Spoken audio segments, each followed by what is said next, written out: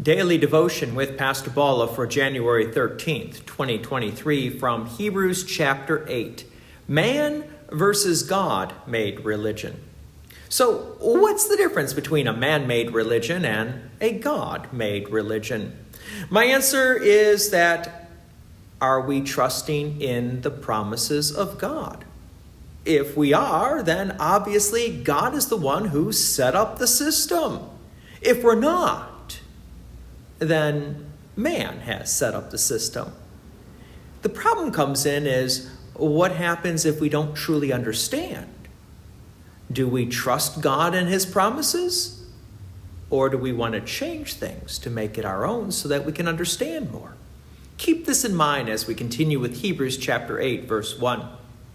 Now, the point in what we are saying is this: we have such a high priest, one who is seated at the right hand of the throne of the majesty in heaven, a minister in the holy places, in the true tent that the Lord set up, not man. We need to remember Christ Jesus with his death and resurrection and ascension as our only mediator between us and God was set up by God, not man. We also need to remember that Jesus is true man, born of the Virgin Mary, and true God, the Son of God.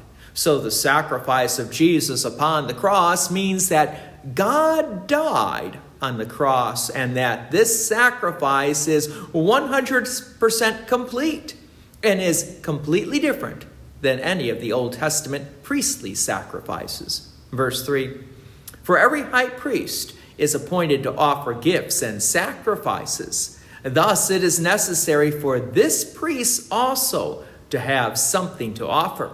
Now, if he were on earth, he would not be a priest at all, since there are priests who offer gifts according to the law. So it kind of begs the question, then why did God give us the Old Testament sacrificial system? The answer, verse 5. They serve a copy and a shadow of the heavenly things. For when Moses was about to erect the tent, he was instructed by God, saying, see that you make everything according to the pattern that was shown you on the mountain. So the Old Testament is pointing people to Jesus, for that is its purpose. Verse 6, but as it is, Christ has obtained a ministry that is as much more excellent than the old, as the covenant he mediates is better, since it is enacted on better promises. For if that first covenant had been faultless, there would have been no occasion to look for a second. So, can an imperfect sacrificial system of the Old Testament point us to the perfect sacrifice of Jesus being true God and true man upon the cross? The answer is yes. God can and does take the imperfect things of this world and point us back to him. Even though through the Old Testament times many people rejected God's promise, God kept his promise.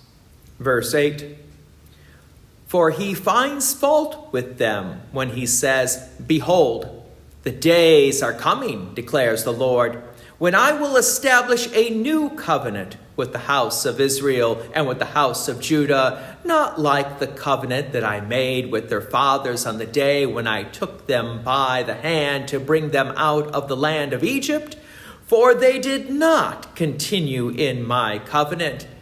And so I showed no concern for them, declares the Lord.